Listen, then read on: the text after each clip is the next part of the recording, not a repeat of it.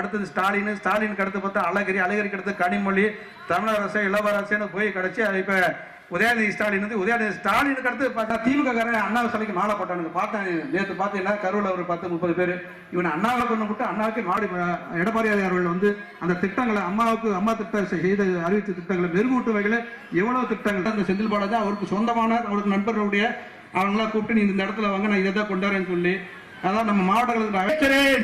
அண்ணா திராவிட முன்னேற்ற கழகம் அடுத்த முறையும் ஆட்சியை பிடிக்கும், இதுதான் சத்தியம். அப்பதான் வந்து அந்த பையன் என்கிட்ட சொன்ன அந்த ரகசியத்தை, அண்ணன் நிச்சயமா ஸ்டாலின் முதலமைச்சரா வருவாரு, அடுத்த அத்திவரதர் எப்ப தரிசனம் தர்றாரோ அப்ப வருவாருன்னா 40 வருஷம் இப்பதான் தண்ணிக்குள்ள போட்டிருக்காங்க அத்திவரதர்.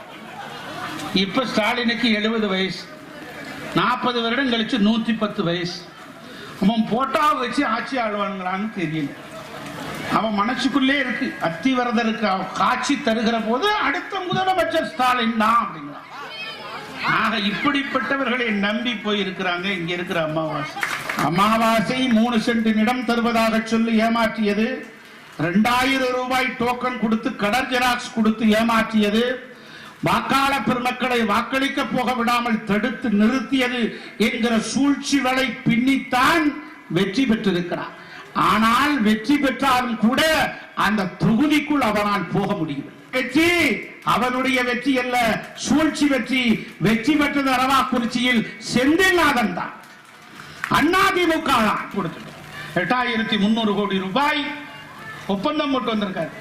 யாராவது தருவானா 8300 கோடி ரூபாய்? இப்ப நான் கரூர்ல இருந்து போறேன், யாராவது 2 லட்சம் ரூபாய் தருவாங்களா? 5 லட்சம் ரூபாய் நான் நண்பர்கிட்ட வாங்கலாம், சும்மா நாள் இருந்தாங்க வச்சுக்கோங்க 5 லட்சம் தருவானா?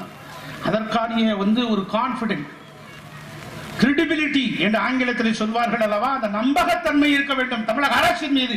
ஒரு முதலமைச்சர் 50 ஆண்டுகளுக்கு பிறகு, ஒரு முதலமைச்சர் அரை நூற்றாண்டுகளுக்கு பிறகு வெளிநாட்டுக்கு செல்கிறார், லண்டனுக்கு போகிறார், இங்கிலாந்துக்கு போகிறார், நியூயார்க்கு போகிறார், அங்க இருக்கக்கூடிய வாஷிங்டனுக்கு போகிறார், கலிபோர்னியா போகிறார், லாஸ் ஏஞ்சல்ஸ் போகிறார், சான் பிரான்சிஸ்கோ போகிறார், முதலீடுகளை ஈர்த்துவிட்டு துபாய் வருகிறார், துபாயில் முதலீடுகளை ஈர்த்துவிட்டு 43 புரிந்துணர்வு ஒப்பந்தங்கள் போட்டுவிட்டு தமிழ்நாட்டுக்கு திரும்புகிறார்.